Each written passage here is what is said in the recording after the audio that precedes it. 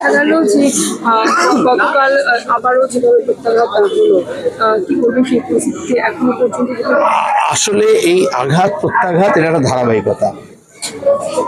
এরকম যুদ্ধে কেউই জয়ী হয় না, আর আজকের বিশ্বে কেউ কারোর দেশ দখল করে নেয় না।